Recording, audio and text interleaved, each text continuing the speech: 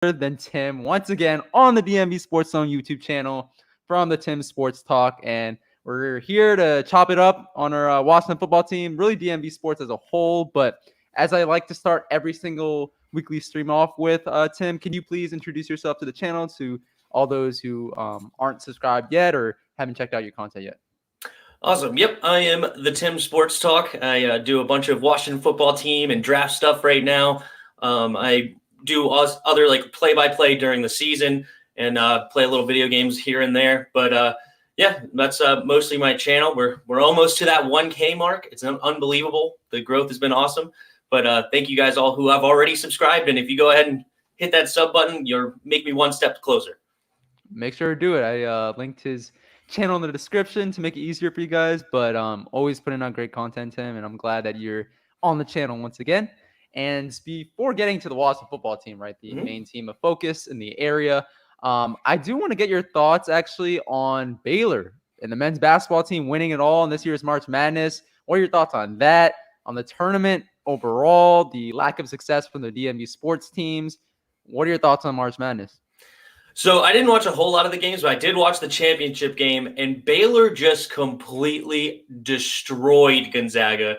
They made Gonzaga, who's a fantastic basketball team, look like a high school team. Like they just look so much bigger, so much faster. The offensive rebounding was insane. They almost had as many offensive rebounds as Gonzaga had rebounds. Period. So I thought Baylor looked great. I wish I had more time to watch NCAA basketball before picking my winner, because if I ever saw Baylor play, there's nobody else I would have picked, because that team was insane. I ended up picking Gonzaga, so I almost had it, but Baylor ended my dreams there. And but as far as the local teams, yeah, it was a weird year. A lot of upsets. A lot of weird upsets. You know, Oral Roberts, never heard of them before. Maybe never hear of them again. They won twice. So Loyola Chicago made noise twice. I love some Krutwig right now. You know, looks like a big ogre, not a basketball player, but yet he is so good. So good for him. And then, but UMD did get a game, which is honestly more than I expected. So good for them to get a game. And then Virginia went from another valley to the peak to another valley, right? Like they know that they only know the extremes these last few years, right? Yeah. I mean, so with the UVA thing, like I always tell my friends, 2019 was an aberration. Okay. Mm-hmm. Usually if you pick UVA to make it to the national championship or win it all, you're going to end up wrong. You're going to end up wrong. UVA gets bounced out either in the first game or the second game. That's usually the case every single year. And obviously it was the case this year as well. But with the tournament as a whole, Baylor, it's so funny. Everybody thought Gonzaga was going to, really reach the impossible, right? The 31-0, I believe, or 32-0, whatever it was at the end of the season, if they ended up winning that national championship game. Mm-hmm. Nobody really thought that Baylor was going to win outside of their loyal fans, right? RG3 was hyping them up all over social media and stuff. But no, Baylor ended up winning. And, like you said, it wasn't really close. I think Gonzaga got it to 10 points in terms of their deficit at halftime. But Baylor just really led throughout the game. And it was a spectacular performance from them and spectacular coaching throughout the game as well. And really the tournament for them. But the DMV sports teams, man, that was pathetic. Man. UMD won one game, and that was like legit what all we got for the DMV in March Madness in terms of success. Georgetown, I watched that entire first game because I am a loyal Georgetown fan. That was an epic failure. I mean, they had such a great run getting into the tournament that, it would have been tough to sort of top that, but no, that was definitely disappointing, especially in the first game. UVA, like I said, always gets bounced out. So I actually expected it, that upset when I filled out my bracket. Oh, there you go. Yeah. I did have Gonzaga and Baylor in my Final Four, I believe. And I had Gonzaga winning it all, much like a lot of people out there. But obviously that did not end up being the case. Yep, so close, but no cigar. But I see everybody in the chat right now. Ali, Key, Maria, as always. Corey from On the Warpath as well. Yeah, we'll get to the Wizards a little bit later, Maria. Yeah, the Wizards. But I do want to get into the team that actually finally got underway when it comes to their season on Tuesday. And that is the Washington Nationals. That is the team that's represented by the poster right behind me, our beloved Washington Nationals. I mean, what are your thoughts on the whole situation, over the last week and a half with COVID cases and that team and them ultimately, playing on Tuesday night, Juan Goto hitting that game winner at the end of the game, but only for the Nats to lose 2 of their games yesterday. What are your thoughts on the Nats start? Yeah, the doubleheader did not turn out well for the Nats. But, I actually am doing fantasy baseball for the first time in my entire life. One of my buddies and his brother wanted to do it, and I said, sure, why not? And I had Patrick Corbin on the team, and he's out with COVID right now. So great on that. But it's not about how you start. It's about how you finish. So hopefully now that they got their COVID nonsense out of the way, they could just go smooth sailing throughout the rest of the season, learn from their mistakes, and get rolling. But yeah, I'm not, to be very honest with you, I'm not a huge baseball watcher. Not my sport, but I am a Nats fan. It was fun to watch them back in when they were winning that World Series run. I watched a lot of those games, and it was I watched all 7 of the World Series games where we won all the away games, and they did too. But overall, I don't watch a whole lot of Nats, to be honest. But maybe I'll start watching more now that I'm doing fantasy baseball. It's getting fun to keep track a little bit. It's a much different thing than fantasy football because it's every single day. And a lot to look at. I tried that with fantasy basketball, man, but I don't know. It's just something like fantasy football is perfect, right? You have like that once a week thing that you're ultimately, preparing yourself for, right, on Sundays and potentially Thursdays and sometimes Saturdays and Fridays and Tuesdays as it was this year with COVID, but usually just Thursdays and Sundays. Well, you set your lineup on a Wednesday. Yeah. And you're good. Maybe you make 1 or 2 changes, but you're good. Yeah, baseball, I have to check it every morning. All right, who's playing tonight? Who do I switch? Like, who's starting pitching? What's this? It's a lot. It's definitely a lot. But kudos to you for keeping tabs on that. But the Nats as a whole, man, I'm excited. I'm not gonna lie. Yesterday was very much a downer, right? 2 back-to-back losses, just like that, off of the high of the first game. But I mean, Ali mentions it here. We didn't have Josh Bell, right? We don't have a lot of our guys because of COVID and the outbreak. We're still dealing with the results of that from last week. So I'm very confident in the Nats. I think they're ultimately gonna have a very good season. Do you hear that? Year. A little bit, yeah. All right, hold on. Keep going. Okay. No, I was just saying that, I'm very, very confident in the Nats and them having a really good year this year. 2019, of course, was so much fun. And with 2019, I remember distinctly watching that run and watching the, I believe it was the championship game, actually, because I was in the library, actually, of all places, watching the game because I had 2 midterms the next day. But I was watching the game, right? I didn't care about my exams that night, which is not usual. But didn't care. Was watching the game, and that was so much fun. I'm not going to expect that this year. That was a miraculous run. We didn't have the greatest of players, but that group right there, that's something special that you're not going to have every single year. So I'm not expecting that at all, but I think the Nats are going to be very solid this year, and I'm very excited to just watch them play. Juan Soto, man. I mean, I said it on Twitter. Everyone knows he's a top 5, top 6 player in baseball, man. He's making a strong claim for being the best player in all of baseball. I know we always say Mike Trout is, and rightfully so, but Juan Soto, if he keeps this up, man, I mean, where else can you put him? He can't. He has to be there eventually if he keeps this up. But excited for the Nats, and we'll see though. The division is tough, man. Braves, the Mets, the Phillies, the Mets, DeGrom, But Freddie, what's his name? Freeman, of course. With the Braves. I have him on my team, my fantasy team, and he's sucking it up so far this year. And he was my first round pick. He's got to pick it up. Yeah. I mean, people probably would have thought that, he would have really performed very well against the Nats, right? Because he's the Nats killer. But I guess not this year or so far. Just put him on my fantasy team and he'll forget how to play baseball, right?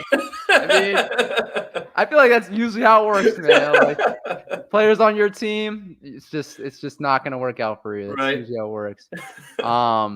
But we're slowly but surely making our way to the Washington football team. But before we get there, we also have another team that's very successful in the region. That is the Caps, man.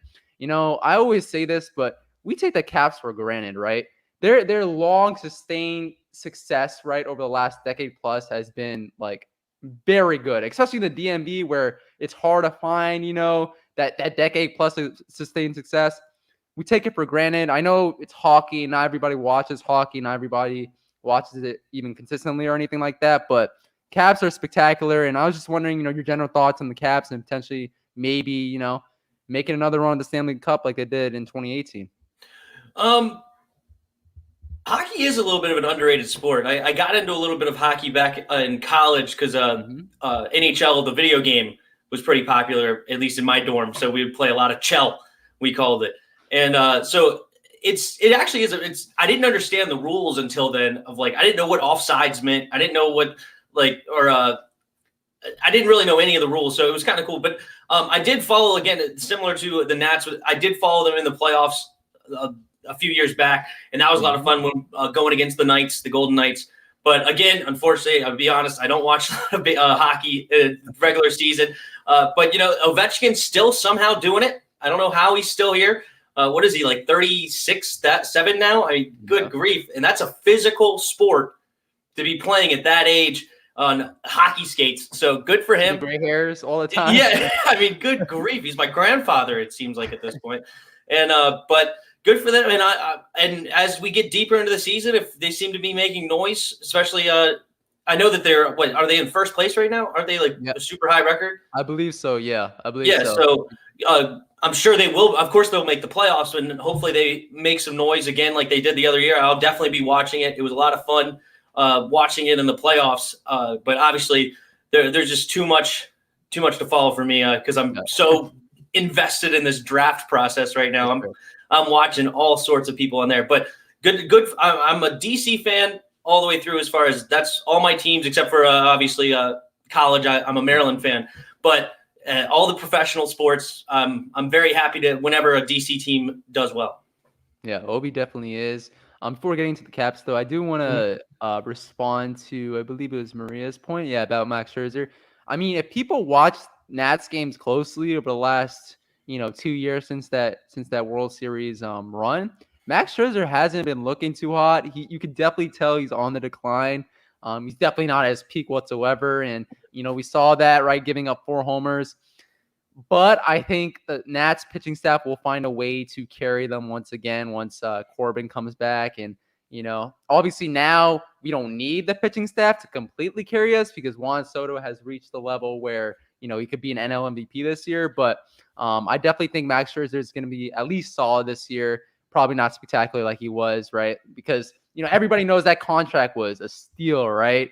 $30 million a year. We all thought it was a little pricey back then, but now looking back at it with, rising salaries in Major League Baseball, and Max Scherzer really winning a couple NL MVPs as well, or Cy Young awards and getting to the World Series and having a pivotal part in that run.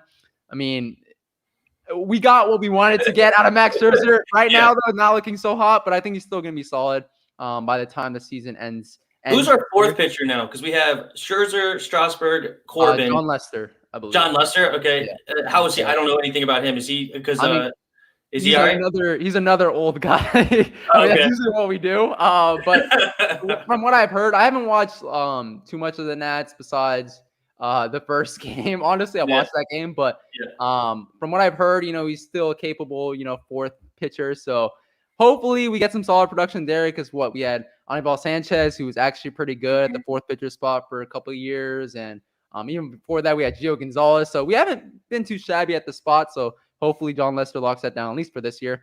But now with the Caps, yeah, man, you touched on it. Caps, always spectacular in the regular season. The thing is, though, there's so much like UVA basketball, man. They're so good in the regular season, right? 2019, the UVA basketball team got over the hump. 2018, the Caps got over the hump. But other than that, they're usually an easy out, right? In the first round of the playoffs, second round of the playoffs. I really hope it doesn't go that way for the Caps once again. But the Caps this year have been really good.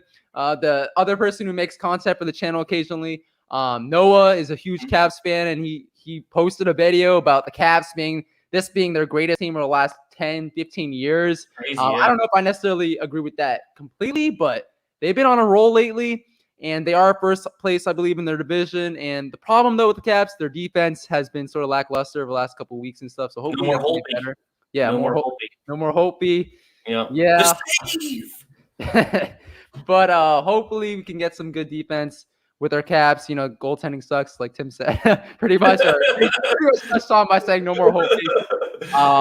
But even when the Caps won, we're the only team, I think, to be losing in every series at some point in the series. Like, even when we win, we find a way to do some weird record where it's like, oh yeah, well, you still have to be losing in every series, even if you're going to win the series. So there you go.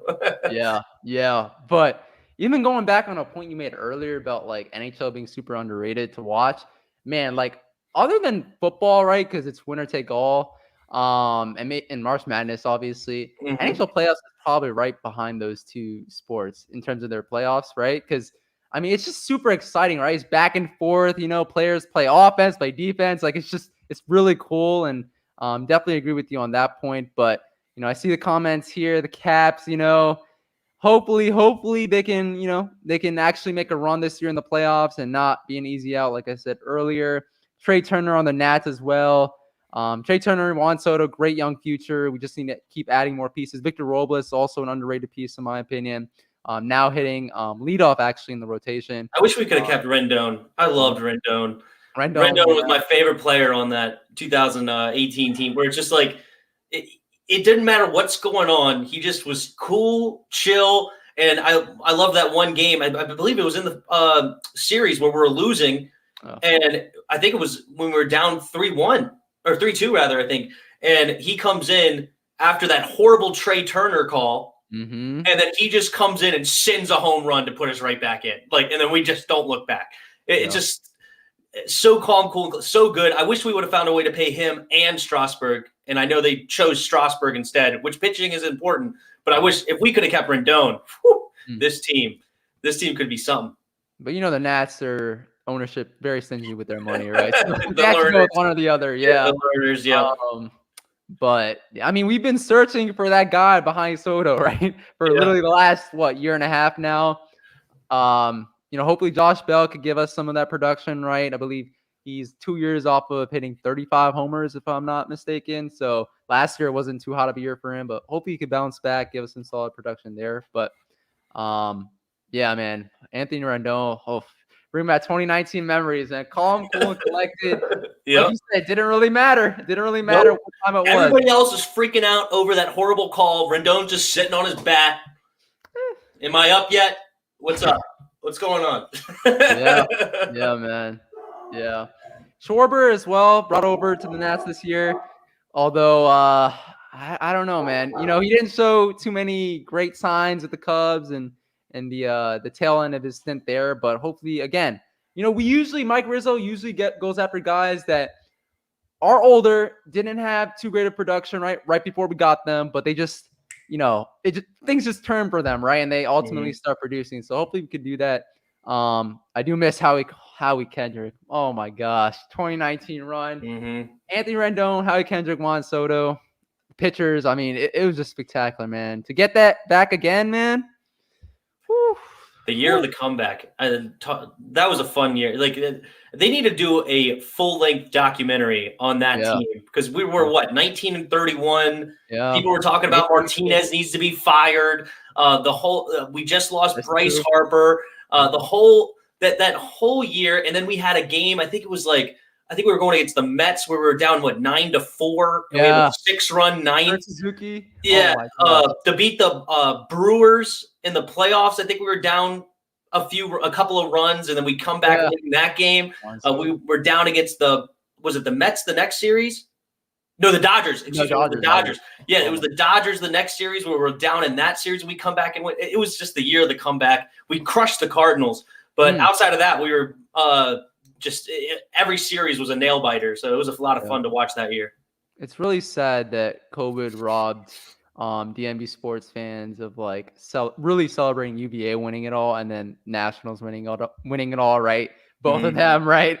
Eventually getting over the hump. It's crazy that COVID had to happen right after, but you know, I don't know if you saw, but they did ultimately raise the flag on Tuesday in front of fans, right? Almost 2 years after they ultimately won it all, but definitely great run, and you can't take away memories, right? So Yeah. all that matters. But I do want to drift off from the Nats, the Caps, and even March Madness.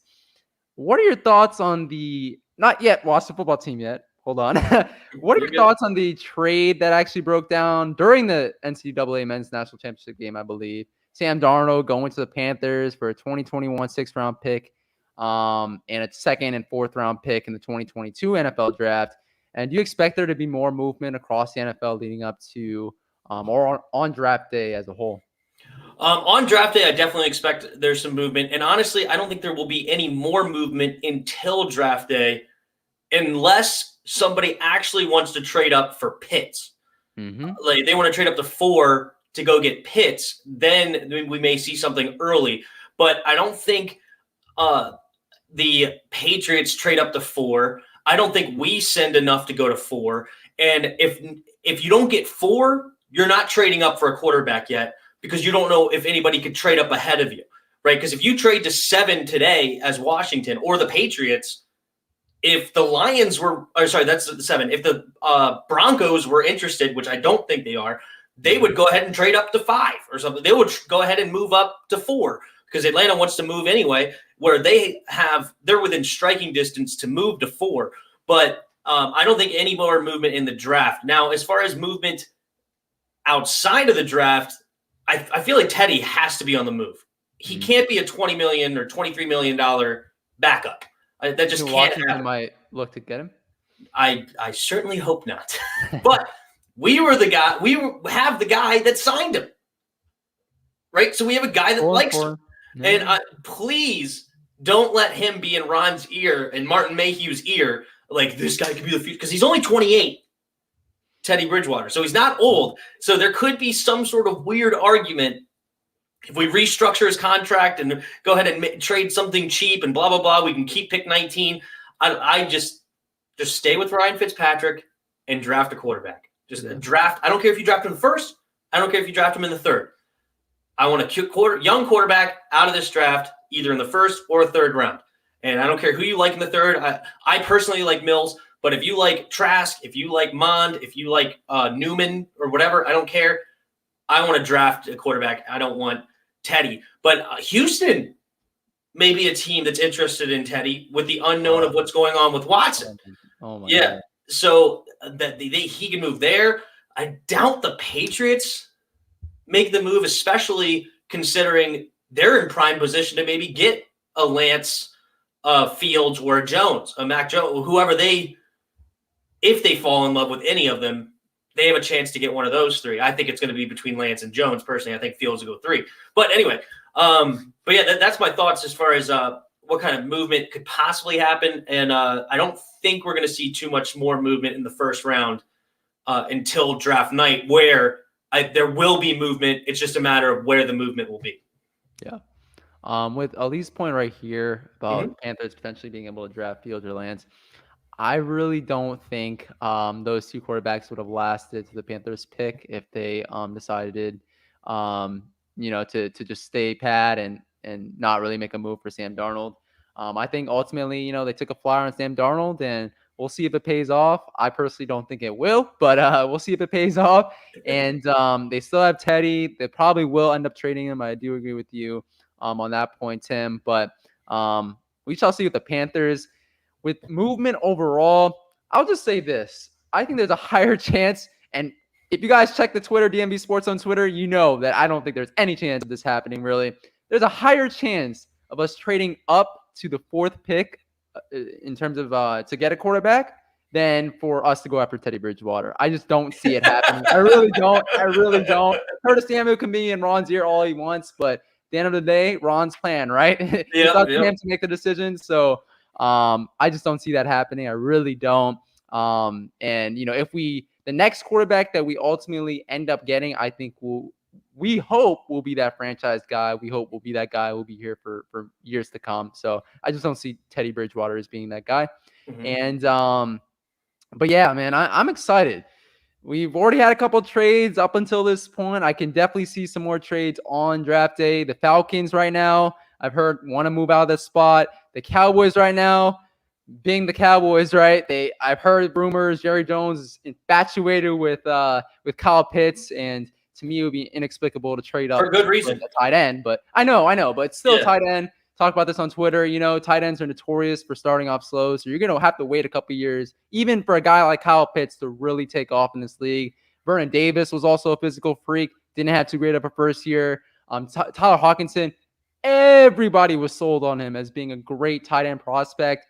Did not have a great first year. Obviously, his second year was better, but I just don't see, the production. You're going to have to wait for it, right? And usually when you want to wait for production, you want to wait for that production to be at the quarterback position and not at the tight end position. So I just don't see, Cowboys trading up to 4. Maybe they trade up a couple picks to pick him, but I don't agree with this take, though. Overrated. I mean, Kyle Pitts, if you watched Florida games last year, was an absolute baller. He showed up, showed out. Was a great locker room guy from what I've heard, and has all the physical traits to transfer over to the next level. So it isn't like he's just a college star that won't show up much in the NFL. Yeah, 6'6", 4'4". I think it's something like the dude's a freak. Yeah, he's a freak. Very similar to Vernon Davis. Taller than Davis though, right? Was Davis 6? How tall was Davis? 2 or 6'3". Okay, well, so yeah, Vernon Davis obviously fantastic. Agreed, physical freak.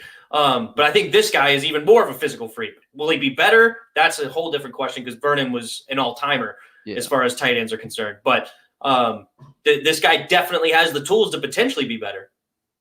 Yeah, I like, Maria, how you corrected yourself right there. But there you go. Okay. But man, the Deshaun Watson stuff, man, I don't even know what to say. Like, that's been on my mind the last couple of days, just going on ESPN and seeing like his accuser speak out and stuff. I want this man to be innocent. I really do. I really do. This man has never had a troubled past in college. The NFL has always, from what we've seen, been an upstanding citizen, upstanding player. And didn't he give his first paycheck to cooking ladies or whatever? The cafeteria ladies.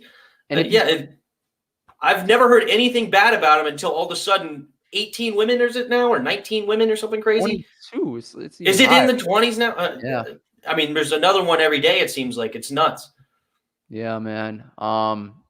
And even if you checked out his Instagram page, throughout COVID, throughout the pandemic, he was helping out families, deal with the pandemic, and talked about him extensively in that State of the Black Quarterback video. If you guys haven't already seen it, still relevant now, actually. So make sure you guys check it. I did see it. It was good. It was very good. Appreciate that. But man, I do want him to be innocent, but 20 plus cases. Oh my gosh. I really don't. I don't know what to believe. I really don't know.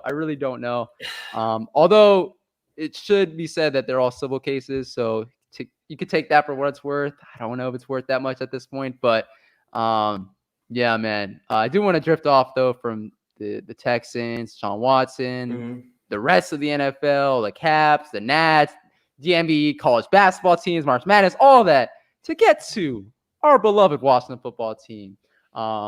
And with the Washington football team, I want to first ask you your thoughts on who will actually be the week 1 starter for Washington at quarterback for the 2021 NFL season. I would definitely expect Ryan Fitzpatrick to be number 1, even if we draft a first rounder. I think that Trey Lance, if we do get a hold of him, I think needs a little time. And so I would love for him to sit, even if it's only half a year. I think Ryan Fitzpatrick will start. And then if he's producing, as far as record-wise, I don't know how much stats he would produce, but there's a chance we can have a nice record, halfway through, a 6-2, a 5-3 or something like that, because of the rest of our team, that he'll just stay and we'll stick it out with Ryan and just go ahead and keep Trey Lance or whoever we draft on the back burner for next season. That's fine. But if we come out and we're 2-6 in the first 8, Send him out there and let him take his bumps and bruises as a rookie until next year. I'm by myself. Yeah, what up?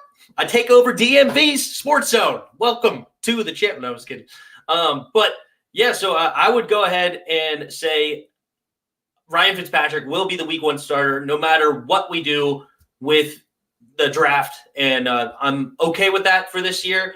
I don't expect, like some people I think are expecting a little bit more out of this team than where we're really at. I mean, we were 3-13 and 7-9. We're a building team and we're moving in a great direction. I love our young team, but we're still a young team and we still have some holes outside of the quarterback spot. So I'm okay with a bridge year and then another solid draft, another season, and one more offseason. And this team with a second-year quarterback can be dangerous. Yeah, I definitely agree with you. Ryan Fitzpatrick, I mean, if you think he is the long-term solution at the quarterback position, man, I don't know what you're smoking. Like, he's definitely not it. As Corey from On the Warpath always says, he says Fitztragic. I don't think he's Fitztragic. I don't think he's Fitzmagic. He's just Fitzpatrick, man. He's just Fitzpatrick. He's gonna give you some great moments, some spectacular moments like he did last year, right? I know you saw the game. I think I was actually in your comment section if I'm not mistaken. During the game. But we saw what Fitzpatrick did, right? Like you just showed. Throwing pretty much like a no-look pass while having a face mask penalty committed on him. Terry's open. Just throw it. Yeah. I mean, Terry's that kind of cat right now. But no, man, it's tough because I think Washington right now doesn't actually have too many holes on his roster. I think we'll get to needs a little bit later in the stream, but linebacker is definitely a hole, and quarterback, long-term solution I would say is a whole as well. But I could see us, having sort of similar record that we had last year, but also being better because of the fact that we have a much tougher schedule this year, right? Because I believe we're facing a lot of first-place teams. I mean, the 17th game that was added to our schedule was the Buffalo Bills. The Buffalo Bills, right? The team that is one of the best teams in the AFC, if not the entire NFL, has a young stud quarterback, Josh Allen, who not many people believed in after the first couple of years of his career. I was one of those people who did. Just putting it out there. But Josh Allen, Stephon Diggs, all those cats right there in Buffalo, 17th game. So that tells you how hard the schedule is going to be this year. And we'll see, man. I will say though, with the Washington football team and who will be the week 1 starter, I mean, there's an outside chance that a guy that we draft, if we ultimately, I don't think we'll trade up all the way to 4, but if someone like a Justin Fields or Trey Lance maybe falls to 10 or 11, we might pounce there. And maybe we can get that quarterback ready for week 1. But I agree with you. Ryan Fitzpatrick is probably the favorite, and rightfully so, for being the week 1 starter here in DC. And I mean, we'll see, man. It's going to be a weekly thing with Fitzpatrick. We really don't know what kind of performance he's going to put out, which is, it's interesting as a fan, but also as a coaching staff and a team. It's not what you want, but we'll have to make do with him. Defense will have to be on their toes. Be on your toes, defense. Be on your toes. Yeah. And who knows? We could have a similar season to what the Jets actually had a couple years back with Ryan Fitzpatrick as a starter. 10-6. People, think, just because Ryan Fitzpatrick hasn't had, I don't think he was a playoff quarterback or hasn't had any playoff success. They think, he hasn't had any regular season success. Maybe he could, replicate that this year. We'll see with that defense, but I'm looking forward to it, man. And after, Ryan Fitzpatrick and stuff, I want to get your thoughts. Like I said earlier with the Bills and stuff, what are your thoughts on the NFL adding an extra game to the regular season and the expectation that we should have full NFL stadiums come September per Commissioner Goodell? What are your thoughts on all that? So the 17th game is a cool idea. I hope they need to slow it down. No, it's not that they're going fast, but I don't want to continue to grow the season. All right. 16, 17 games is a nice season. Okay. Like, first of all, the players get beat up every single week. Everybody talks about how by the end of the year, everybody's hurt, right? Everybody's injured in a football season. So we don't want to do too much to the players. And I think they should play, obviously, but it's just I'm okay with 17, but let's not get crazy and like, I don't want to see 32 in the next 10 years or something crazy. But it's 17 games. I'm okay with one more game. They did eliminate a preseason game, which is going to be kind of weird. I guess I would prefer even numbers. So I guess eventually I hope they move it to 18 and stop there, because you have the same amount of home and you have the same amount of away, and same thing with the preseason. You have the same amount of home and same thing away. So it's going to be weird with that as far as, I guess, how did they decide? Because we are an away game. How do you decide who gets the home, who gets the away? I don't know how that's going to work. Maybe, you know what, though? I'm just thinking this through my mind. Maybe they're going to end up turning everybody has a away from home game, as far as London, Canada, Mexico. I don't know where else they want to move it. Maybe one in Japan or wherever they want to do. As far as maybe they move it around, and that could be a cool idea. Is everybody has a 17th game, but it's a international game or something like that. That could be fun. But I just thought of that right now. I didn't think about that until sounded good though. But so as far as the 17th game, I'm okay with it. I think it's fine. Just don't get crazy. And then what was the second question you asked? You asked the secondary part. Commissioner Goodell saying that, I mean, now full expectation that come September when the season gets underway. I'm not sure about the preseason, but come the regular season, full stadiums. Yeah, I'm pretty sure we're on track for that. As far as the vaccine seems to be not hurting anybody. I've never heard of any deaths or anything. So it sounds like the vaccine is doing its job. Now we're going to have to wait and see about the effectiveness. Obviously, that's a long-term thing. But it seems like by the time September hits, we should be well over herd immunity when it comes to vaccines, at least if we keep on the same pace. So I don't see why, if we have herd immunity, that we should not go back to full. I don't see why we shouldn't not go back to a normal situation, because at that point, I know it was a meme. It's like the flu. Obviously, it's different because we didn't have a vaccine for it, but now we have a vaccine, so it's very similar to the flu. And yes, the flu does kill many, many people in this country, even a first world country, every year, and we went to games then. So I feel like at that point, we may end up keeping COVID around forever, but it'll be like just the normal cycle. You have to go get your vaccine once a year, blah, blah, blah. So I don't see why any reason there shouldn't be full stadiums by September, unless, God forbid, July comes around and we find out the vaccine's actually not doing what it's supposed to be doing. That would be the only setback that would slow it down. But what do you got? What do you think? Yeah, so you touched on a lot of points there. First thing, though, with the 17th game, I mean, Ali actually brought up a good point that, if I can find it in the chat, you either finish, I mean, this is kind of an obvious point, but like still kind of good. You finish with a winning or a losing record. So, you're either a winning team or a losing team. You can't really break even, as teams like the Cowboys. You spoil your point. 8-1. Sure, but the chances of that happening, no, I'm going to say they're low now, but just watch. At the end of the 2021 season, we're going to end up getting an 8-1 team, just because I said the chances of happening are low. But outside of that, though, I do, there's something to having very few games, so that every single game matters. And I agree with you. We should not go berserk and go 20 plus games, 20, 25, 30 games. But 16, 17, 18, although I will say, if they were going to go with 18 games, why not just go with 18 games and not have the intermediate, 17 games? Because I feel like that does something with the record books too. Because a lot of people don't might not care, but as someone who likes looking up stats and likes looking up at, NFL history and stuff, it's going to really change things up. We've already seen passing numbers be inflated with the fact that, a lot of teams love to pass the ball more than ever now. But I mean, adding another game, it's gonna be tough. But definitely agree with you, man. More football, with it not being too much more, with it not being too saturated of a season, is always a great thing. And looking forward to seeing Washington square up, against the Bills in their 17th game. It's gonna be tough. But looking forward to it. And hopefully we don't have another season where we do not want more games to be played because of how bad the team is, right? Mhm. Hopefully we don't revert back to those ways and ultimately, just continue our winning ways. But with the vaccine though, it's crazy how science works, huh? I know that's a little off topic. It's crazy how science works.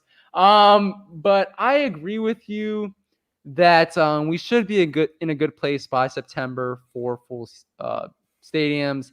The thing is, though, we're assuming that vaccine distribution is going to be either at where it's at right now, or it's going to be better.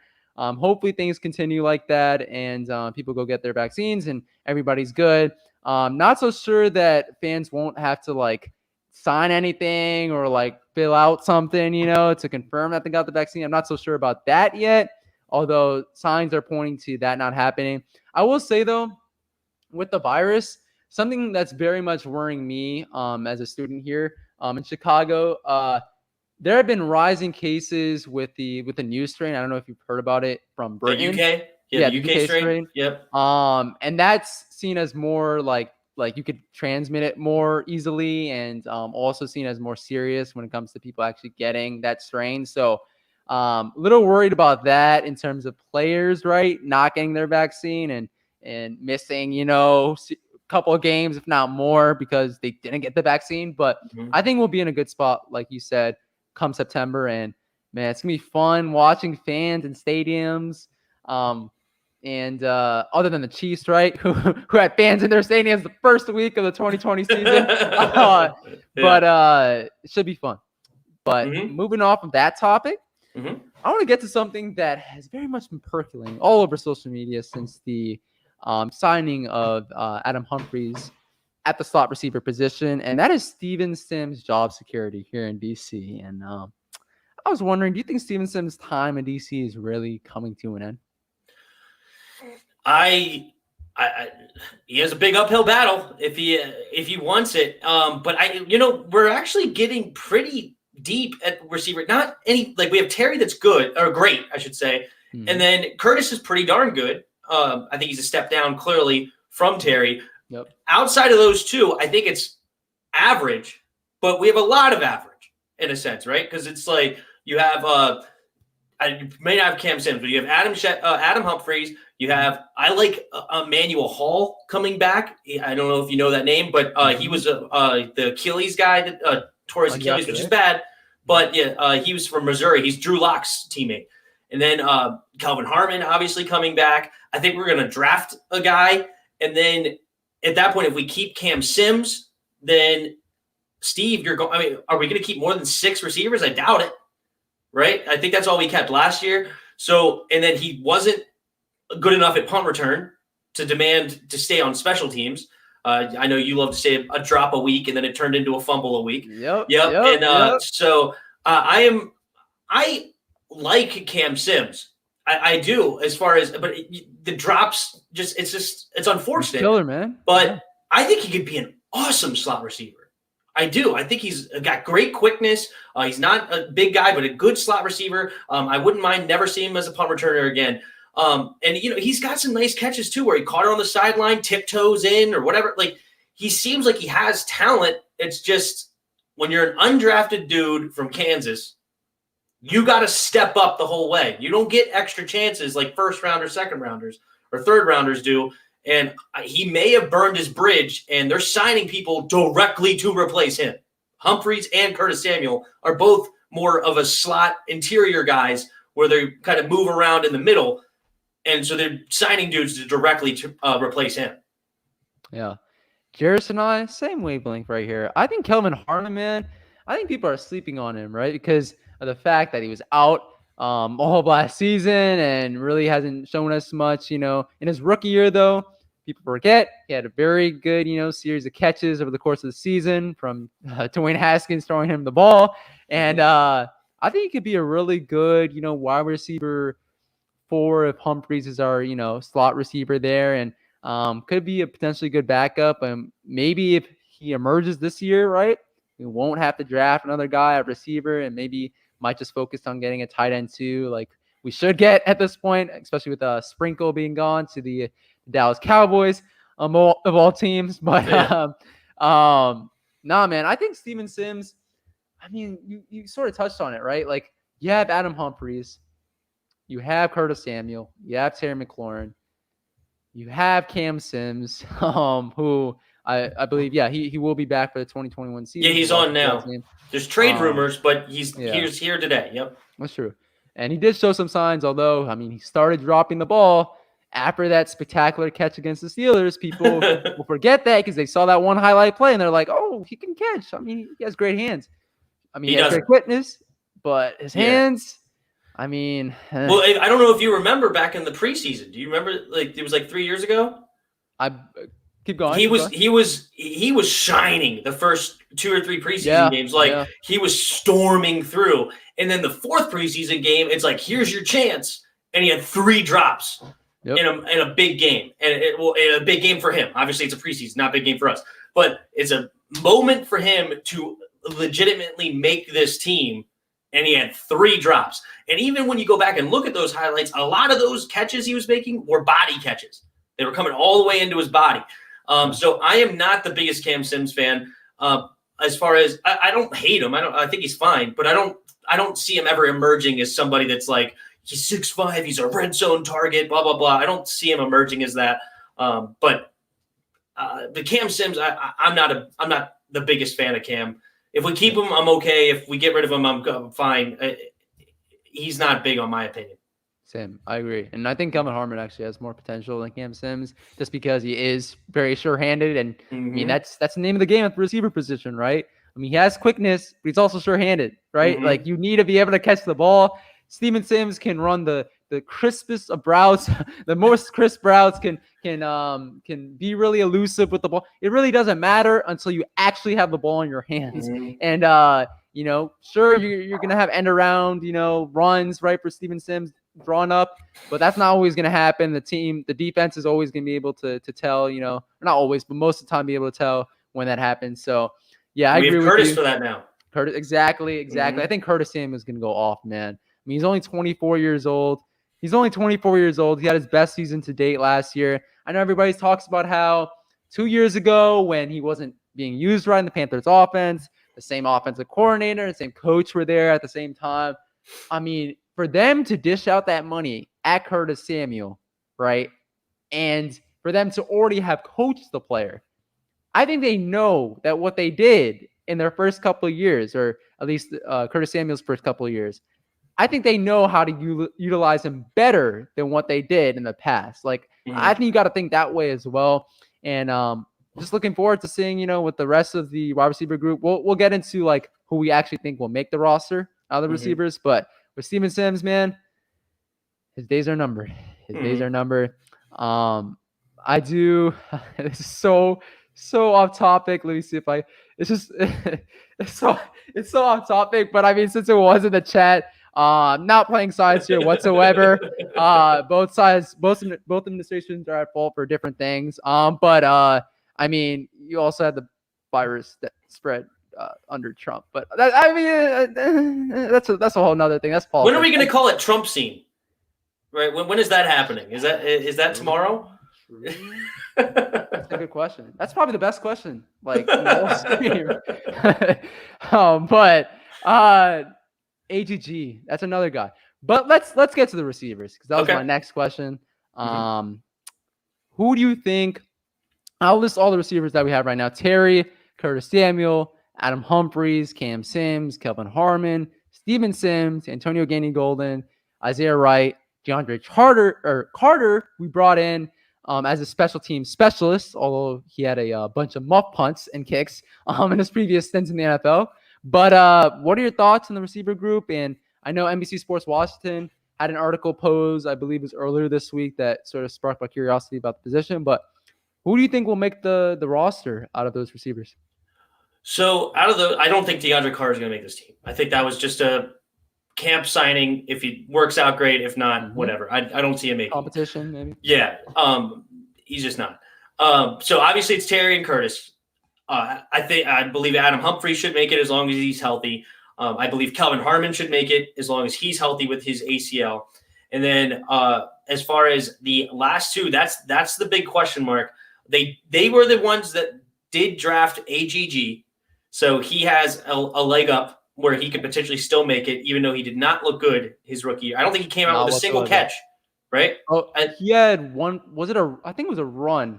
A Was pretty it a good. run? Like, I think he had a drop, and I don't think he had a catch all year, which is not good. And he doesn't have great speed. He's got great size, but not a single catch in his rookie stint, and he was on the field sometimes. And a depleted receiving core too. Yeah, like he was on the field. It's not like Josh Doxson where he never played a game because of injury or something like that. Like he was out there. So I was not very pleased. I was excited him coming out. I think I gave that pick like an A or something like that. I was excited for AGG. I thought it was a very interesting scoop from Liberty. Yeah. So I was pleased when we got him, but then I'm just not. I have no expectation for him this year. If he comes out, great. If not, I'm completely willing to move on. But at the same time, I think he has a leg up because they did draft him. Ron was here when he was drafted, so he has the leg up. And then it's a fight for that 6th spot.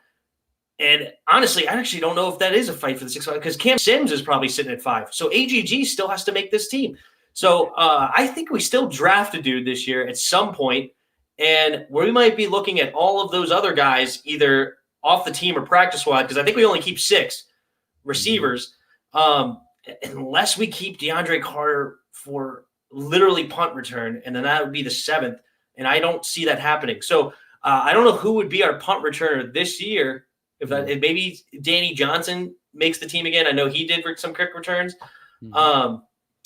So it's interesting. Do you even throw Curtis back there? I don't know if he's ever done it, but could you throw him in? I mean, like Antonio Brown has returned punts, so it's not like he's good enough where you say you're above that or something like that. So I think we still draft a receiver, even if it's later. And honestly, I think that's the guy that makes it. So it would be final answer of Terry, Curtis, Humphrey, Calvin Harmon, Cam Sims, and drafted player. If I were to guess today, that would be my 6.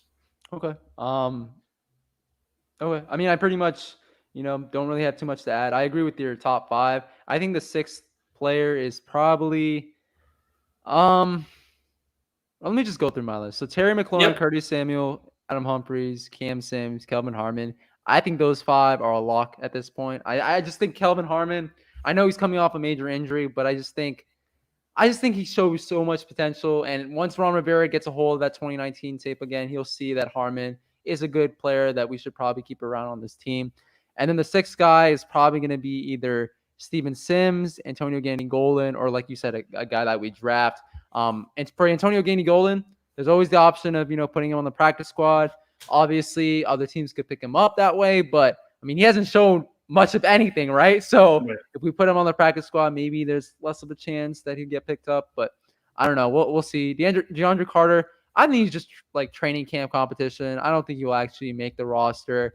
I know Ali mentioned that J.D. McKissick might return punts. We use him so much on offense where I just don't see it happening because also he's a running back too, right? So he continually gets hit. And I just don't see it, man. We use him as a runner, as a guy out of the backfield who could catch passes. So I think his use would be better served on our offense and really opening up the playbook.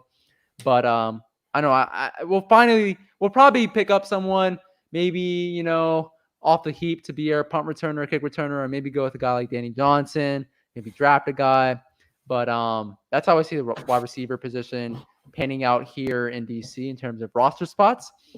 I do want to ask you now, looking at the team as a whole, actually, heading into the draft, like I said earlier, like I promised earlier, what is the biggest need on the Washington football team right now?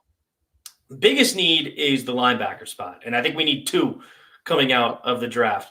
And I would even love to draft 2 and still sign KJ Wright. I think we need that much help at linebacker spot. That's clear. But I think we have a decent amount of spots that we need to draft. I would love a free safety. I would love a left tackle. I would love I don't think we need guards. Even if we trade Brandon Sheriff, I think we have enough at guard because I think Sadiq Charles can move inside to guard. And then, so left tackle, and I agree, I love your tight end 2 idea. And my tight end of choice would be Tommy Trimble from Notre Dame. I think we can get him maybe with our second pick in the 3rd round. And I think that would be a great scoop.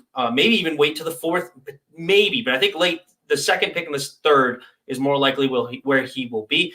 I really like him. I think he is good two-way, where he could block and pass catch. So I like him the most. And then obviously the quarterback spot. So I think that's all the needs. I'm okay with drafting receiver later. I don't want a 2nd or 3rd round receiver. I would like a 5th round receiver. Unless someone really good falls, right? Like, I mean, that could happen. I would have to think about it of which spot. As I said, the other needs I feel like are more important. And there's guys that should be there that are super talented. So I would be surprised if it also depends on where we go, right? If we go left tackle, linebacker, 1st and 2nd, then a 3rd round receiver makes more sense because we got both of those. But if we go quarterback, then we have to do linebacker and LT in some order in 2nd and 3rd. And I don't think you could waste a time on a receiver. I think you have to get one of those guys for the future. I know Cornelius Lucas had a good season last year, and I wouldn't mind getting a 3rd round left tackle with potential to groom under Cornelius Lucas. Like, he'll be the swing tackle this year and then next year start. I'm okay with that because it's such a deep tackle class. But I still want a starting left tackle on my future left tackle, I should say, on my roster after this draft. But yeah, those are my needs. Receiver, I want a receiver later because I also just have a bias against early round receivers in general. I think that the value for receivers later in the draft, personally, I think it's just wide receiver is always so deep. There's always somebody down towards the end that you should be able to scoop up and still be able to contribute on your team. Yeah. Shout out to Roger Smith for joining. Appreciate the kind remarks. And it's tough for me, man. I think if one of the top 3 receivers in this draft class, Jalen Waddle, Devontae Smith, Jamar Chase, if one of those 3 falls to 19, I get it. We have holes at the linebacker position, and me, like, we're on the same wavelength when it comes to linebacker. Like, that's by far for me the biggest need on this Washington football team. When you have 2 coaches who been linebackers and coach linebackers up, like, I mean, it has to be the biggest need. And they're the best linebackers in the building exactly. today. Yeah, I mean, literally the only guy in that linebacker group who I think, offers some sort of potential is Cole Holcomb. Mm-hmm. Like, other than that, John Bostic, Corey knows this. I mean, he's a backup at best, man. Like, I know he racks up the tackles, but he only racks up the tackles because there's nobody behind him to really start, right? Like, yeah. You got to understand that. Not you specifically, Tip, of course, but like everybody in the chat, everybody's watching. And but I will say, man, Devontae Smith falls to 19. How do you not draft him? Like, I really hate. You're talking to somebody who hates 1st round receivers. I don't care. I hate 1st round receivers. If they aren't 6'4", running a 4.4 with a catch radius like Julio Jones, I don't even want to look at a 1st round receiver. I'm serious. I hate 1st round receivers. The value is not there. Get them later. That's my opinion. But that's who you're talking to. Sure, the value might not be there every single draft if you draft one in the 1st round, but just because you draft a receiver in the 3rd round doesn't mean that receiver is going to pan out, right? 1st round, higher chances of that receiver panning out. I know everybody says Terry McLaurin, 3rd round. But that doesn't always happen every single year. Like, I get it. There's some hidden gems every single draft class at the receiver position, but I would rather go with who I think is more of a sure thing in Devontae Smith than go with a bunch of different receivers who I don't know who's better at this point. And ultimately, going with that route. I just think Devontae Smith, Jalen Waddle, Jamar Chase, if one of those players are at 19, I think Ron Rivera, Jack Del Rio, Scott Turner especially will find it hard not to go after. I mean, just think about how much our offense would just open up with another one of those guys on top of Curtis Samuel, Terry McLaurin. I mean, we don't have a quarterback right now that's able to lift everybody on the offense up, right? Like to reaching their maximum potential. But if we build an offense around that quarterback, and then like Ron Rivera said, have a new quarterback who we hope to be the future, supplant Ryan Fitzpatrick, I mean, the sky's the limit for this team because we already have the defense, right? We can draft Dylan Moses, Chaz Surratt, someone like one of those linebackers, second, third round. Nobody's saying we can't. I agree. Left tackle should probably be someone we draft in the 2021 draft. I mean, I have been saying this in the last couple of weeks. The ideal role for Cornelius Lucas would be a swing tackle type of guy, right? Like a Ty Nsekhe, because he was solid last year. I don't think anybody could dispute that. But I don't think he's the future left tackle of the Washington football team. I think we might have to go after someone like that. But yeah, man, Devontae, I don't know. It's gonna be tempting. It's gonna sort of be like the Cowboys situation. I just hate it. Me and you are usually on the same way. I hate first round receivers. I do. And I'm actually not a big fan of Devontae Smith. I don't like his size. I think his height is fine, but he's 175 pounds or something like that. He gets the jam is going to kill him at the next level. But Tim, you can't necessarily add height, but you can always add pounds. You can always add muscle. So I'm just not a fan. I'm not saying that he can't succeed at the next level. I'm not saying he can't succeed. I'm not saying he's going to be a bust where he, Marquise Brown level, okay, Hollywood Brown level. I'm not saying that. Or Corey Coleman level. Or Corey Coleman level. I'm not saying he can't succeed. My opinion is I don't think he's going to be a first round stats. Like I don't think he's going to give you first round production personally.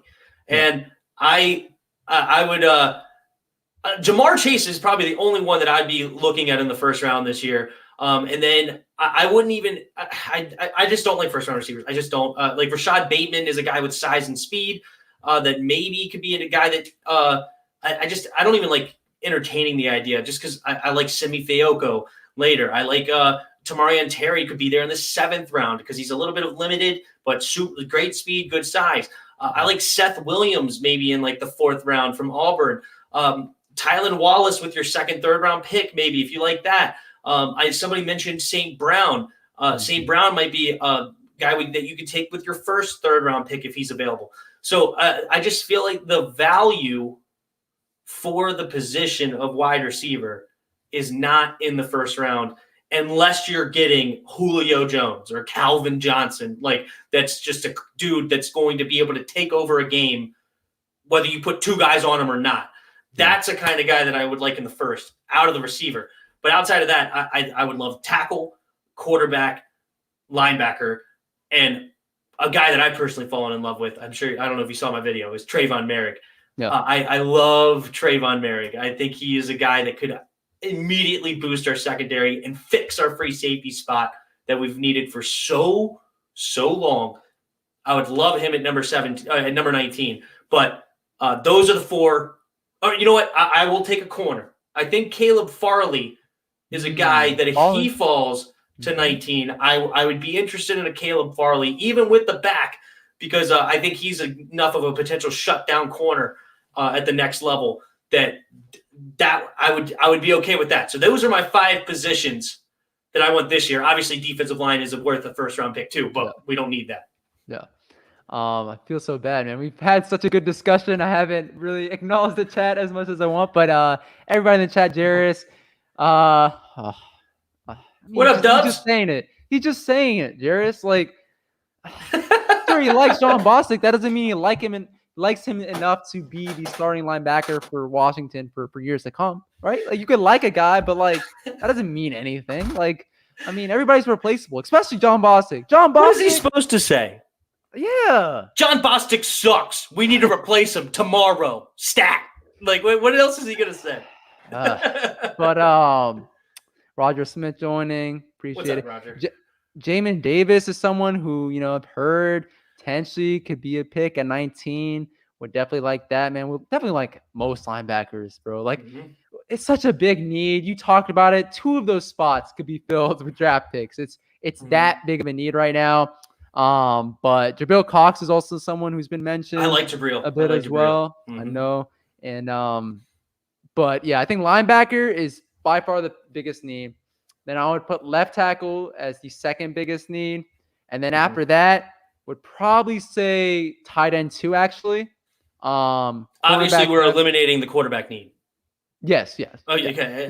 Okay. I mean, yes. If a quarterback, if we ultimately find ourselves in the position of getting one of, a top end quarterback that the coaching staff likes, go get the quarterback. There's no questions. But taking the quarterback out, linebacker, tight end 2, left tackle, cornerback depth, like you mentioned. Sure, we have William Jackson, Kendall Fuller, but we're one injury away from likely starting Danny Johnson. Are we very confident in that sort of cornerback, stepping up and being one of our outside guys? I'm not so sure. So cornerback depth is definitely something that I very much want to tackle in this draft. And then I'm putting free safety last. I get it. Okay. Free safety has been a position that we haven't fixed for quite some time. We just, keep bringing in new guys and we still haven't found our long-term solution. I get that. But when you have a very solid defense, adding a solid free safety is not going to do you as much as adding a very solid linebacker, right? Especially when linebacker is our biggest need that we agreed on. And also with free safety, I mean, we've all heard the reports of Trey Boston. I think Washington, if they don't go after a free safety in the draft, they're going to sign Trey Boston after the draft, maybe the day or two after. I just think it's a foregone conclusion at this point. You also have the idea of maybe, I don't necessarily like the idea, but Cameron Curl playing a free safety and Landon Collins coming up at strong safety. I don't think it's going to happen, but there's still that idea, last resort, but still the idea is still on the table. So we shall see. I just don't think it's as big of a need as linebacker, of course, left tackle, tight end 2, because literally, again, that sort of logic, right? One injury away from Logan Thomas. Who are we going to start at tight end? Who are we going to start? We can't even start Jeremy Sprinkle, who's here for Marcus Ball. Marcus Ball. We're going to start Marcus Ball. Or if he even shows us anything, which I highly doubt will happen, Thaddeus Moss. We literally don't have any tight ends behind Logan Thomas. And, I just think we need to address that position. And then left tackle, cornerback depth, like I said. So those are probably my 5 biggest positions of need right now. But moving on from that area of the Washington football team, I do want to get your thoughts. If I can read through my notes right now with questions. This is something that I've thought about a little bit more, especially as more articles from NBC Sports Washington, other sites have come up. I want your opinion on, before getting into, let's see, we have about a couple more minutes. Before getting into the last I don't have a hard out at 7:30 unless you do, but anyway, it's up to you. Okay. I do, yeah. Oh, okay, that's fine. But before getting into the last question, the biggest question, I want to get your thoughts on, this is very interesting. Who's Washington's best interior defensive lineman right now? Who is the best interior defensive lineman? I would probably say Daron Payne. I think Daron Payne is number 1. I love Jonathan Allen. I love everything he brings to the Washington football team. I want to re-sign Jonathan Allen immediately. But as far as just talent and ability, Daron Payne, he's a monster inside, super strong, good size. He wreaks havoc in both the pass and the run game. I would say Daron Payne is our best interior lineman, because also Jonathan Allen is playing out of position. He was a D-end coming out of Alabama. He gained a little weight and moved inside because we had Kerrigan and Sweat, I guess. Or I don't know why he moved inside. Who was the other guy? Was it Preston Smith his rookie year that was on the outside? I believe so, yes. Yeah. So, but he ended up gaining some weight and moving on the inside because we had nobody at D tackle at that point when we had Kerrigan and Preston Smith. The D tackle spot was garbage. So we ended up with Jonathan Allen inside. But I would say Daron Payne's number 1. Man, I see all the love for Payne. I mean, fair enough. I mean, how many batted passes did he have this season? Oh my gosh, him and Sweat, man, they were spectacular. I'm not gonna lie, they were spectacular. I think someone, man, like a lot of people are sleeping on him still. Like I get it, he did not play much last year, but I think he is the best defensive lineman, interior defensive lineman for Washington football team. That's my Ioannidis. People forget he had 16 total sacks in 2018 and 2019. I'm adding in the caveat, obviously, that he returns back fully healthy, but I don't think that should be a problem. Torn pec, had plenty of games off, plenty of months off. I think he'll be back fully healthy. But 16 sacks, 2018, 2019. And also something a lot of people forget. Once Matt Ioannidis went out for the season with that torn pec, the rush defense was not great whatsoever. We were hovering around 18, 19, 20th in the league in rush defense. But we saw in the first couple of games when Matt Ioannidis was actually playing on the defensive line, we were always stopping the run. We were one of the best teams at stopping the run. And then things just started to fall flat for us in our rush defense. So I think Matt Ioannidis, both bringing the rush defense and the stacks and setting up other guys for success and being a solid guy in the locker room, right? He's not the captain that Jonathan Allen is, but solid guy in the locker room. I just think he's the best interior defensive lineman. I think he's going to show that again this season. No hate coming from me. If you want to put him at number one, I love all three of our interior, and four. I like Tim Settle too. So I mean, I would love to keep the whole defensive line. If we could find a way to pay everybody, I would. And I think we may be able to. The salary cap may fly up the boards here soon, hopefully. But I love all 5 or 6 of the defensive linemen we have, including Sweat and Chase, and then the interior guys. And so if you want to say Matt, I'm not going to sit here and hate on you for it. I love Matt. Yep. And yep. And I mean, Tim Settle being there might, lead us to trading one of those guys because we have someone, waiting in the wings. But appreciate all the support in the chat. Merrill, Roger, Tony joining from Protect Sports. Very swiftly, because I do have to go pretty soon. But last question, and I've asked you this before, but haven't asked you this after free agency and after all this talk about the draft and stuff. What do you make of the future of this Washington football team? Is the future still bright, or has this free agency period, or anything really in the offseason dampened your hopes any bit? No, I think we're on a great trajectory. I want to temper expectations for this year from some fans. I still think we need a quarterback. I mean, obviously if you plopped a top 10 quarterback on this team, we're contenders. We're good enough to be contenders. Yep. But we don't have a top 10 quarterback, so it's going to be tough. And then even a rookie quarterback is not going to make us a 12-win team Super Bowl contenders. Okay, rookie team. If we get Trey, he's going to need some time to build. Even Justin Fields, we're going to need some time to build around him. No rookie quarterback has won for a reason. For a Super Bowl for a reason. It's tough. Like even Justin Herbert, who was a fantastic quarterback, when he went against Bill Belichick's defense, how many points he scored? Okay, so when you get to the playoffs and you play real head coaches, real defensive coaches, it gets a lot tougher for a rookie quarterback because you haven't seen everything, you don't know what's going on. But as far as the trajectory, and I love the William Jackson signing. Curtis Samuel is fine weapon. I didn't necessarily like the contract, but I don't hate the contract. The contract's fine, especially if it's very small though. Cap is very small this year. It's small, right? $6 million. Yeah, and then I think it bumps up to like 15 or 16 the next 2 or something like that. I think it's like a 2-year deal. I think like it could be void after the second year. I heard something like that on social media. Yeah, it's only a 3-year deal. It's not the worst contract in the world. As I said when I made my video, it's good. I'm okay. I'm cool with it. And so I like those two. We didn't sign a whole bunch. I think Ryan Fitzpatrick's a fine signing of whoever we bring in. He's a great teammate, great locker room dude. I love our culture. It didn't used to be a dang good culture, but I think the culture today is fantastic. I love Jonathan Allen. I love Terry McLaurin. Obviously, those two are big leaders. I love Chase Young.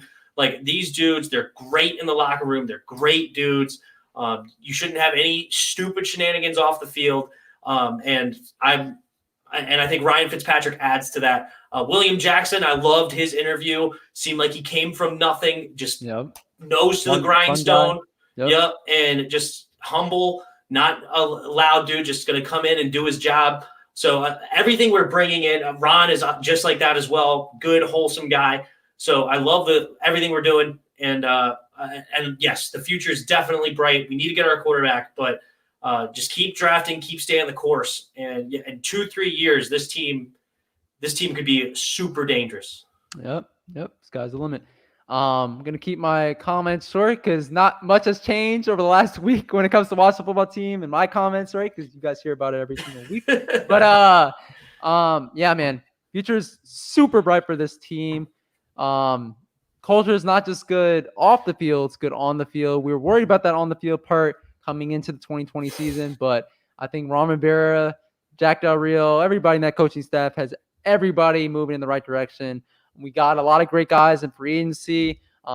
You've talked about them extensively in your videos. William Jackson, Curtis Samuel, Adam Humphries, and Ryan Fitzpatrick as well. And although I don't think this year is going to be the year where we truly take off, as I predicted even before the 2020 season, after 2 years of the Ron Rivera regime, then things will start to turn into, oh man, this team might make a deep playoff run. Mm-hmm. So I think this year will be the last year when we're like, sort of middling when it comes to our record, right? Maybe winning 9 games, maybe getting to the playoffs, but not being a serious legit threat in the playoffs. Who knows? Things might change, right? Things changed last year for a lot of us going into the season, so things might change this year as well. But I'm looking forward to seeing what this team does, over the next couple of weeks. And then obviously with the draft, picking up some really good young talent to an already young core on the team. But I'm looking forward to, man, to really just talk about a competitive team here in DC, football team here in DC, for years in, and years out, would be an amazing thing, right? After the last 20 plus years. So hopefully we get that, especially us in the younger generation who maybe, saw the last Super Bowl that they won, but maybe didn't. And it's our time to finally be proud fans of this Washington football team, formerly the Washington Redskins. So with that being said, thank you guys so much for watching. Gonna have to cut it short here, but appreciate everybody for joining. AM Hunter, Awesomeness Sports, Roger Smith, Merrill Garrett, ProTech, Corey from On the Warpath, everybody from joining, guys. I see you here. I see you. Definitely want to make sure I acknowledge you. Thank you, Tim, for joining as always. And thanks for having me. No problem. Like you said, you're on the road to 1,000. Everybody go sub up Tim, man. Hosts great content, is a great guy. Took time out of his day to join the stream for us to enjoy his perspective and his take. So make sure to go sub him up as much as possible. And then on my end, sorry guys for the dry content as of late.